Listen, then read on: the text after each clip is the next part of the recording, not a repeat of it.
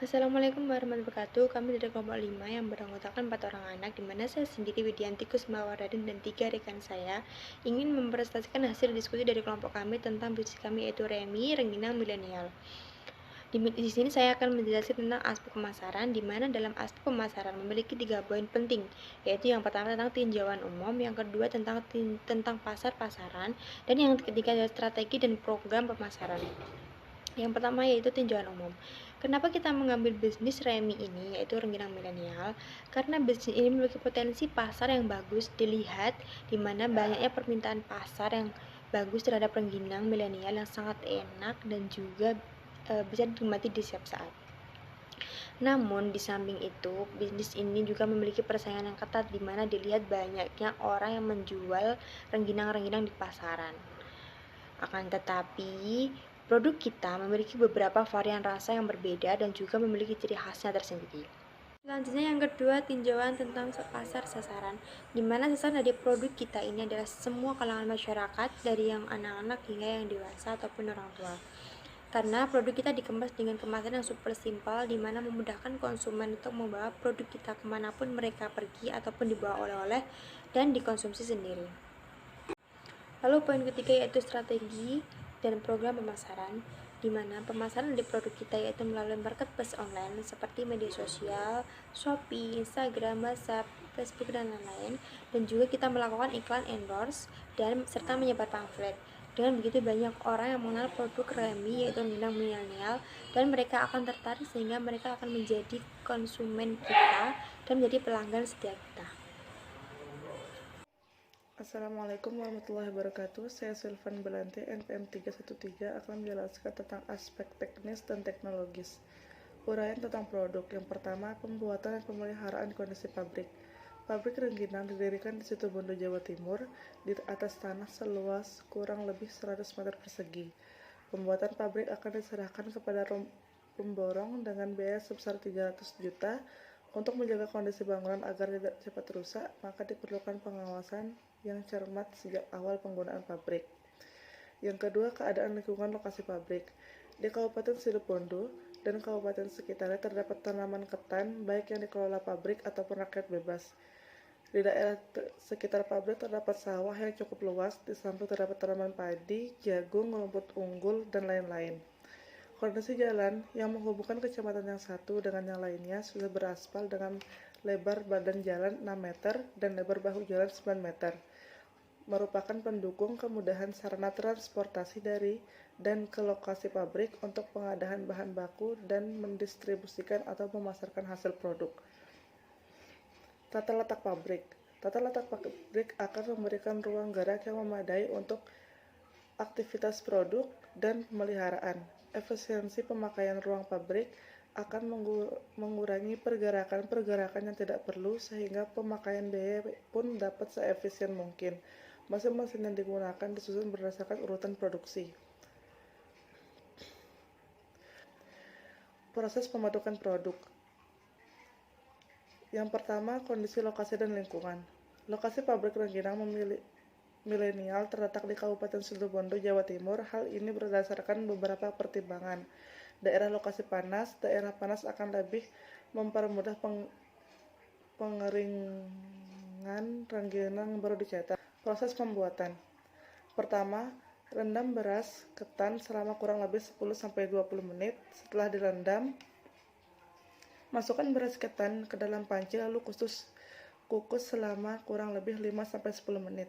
Siapkan bumbu yang terdiri dari garam, bawang kating, terasi udang, dan air lalu dilembutkan. Setelah setengah matang, tiriskan ketan dan campurkan dengan bumbu yang telah dihaluskan secara perlahan. Setelah dicampurkan, kukus lagi beras ketan yang sudah tercampur bumbu dengan api yang tidak terlalu besar selama 15 menit.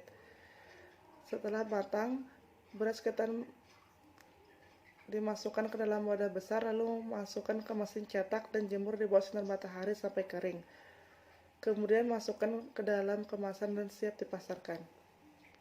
Saya Satria Sabzilillah, NPM 286 dari kelompok 5. Di sini saya akan menjelaskan terkait analisis keuangan yang ada di perusahaan rengginang milenial. Yang pertama adalah analisis kebutuhan investasi.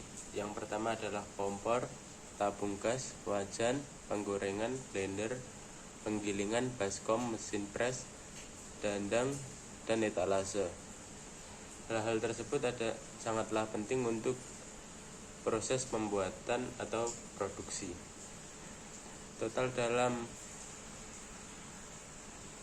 memenuhi kebutuhan tersebut adalah 6.235.000. Selanjutnya adalah analisis kebutuhan modal kerja.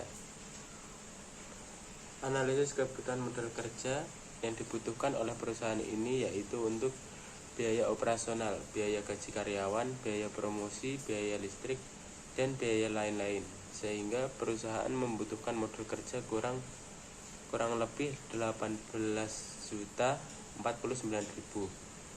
dengan rincian sebagai berikut. Yang pertama adalah kebutuhan biaya operasional per bulan, kurang lebih adalah 8.814.000. Biaya gaji 5 dikali 300 karyawan per bulan, totalnya adalah 1.500.000. Sedangkan biaya listrik dan lain-lain per bulan adalah 100.000.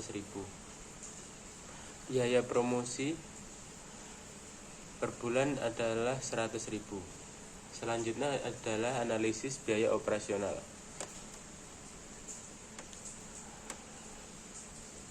Dalam tabel tersebut terdapat biaya operasional rengginang milenial.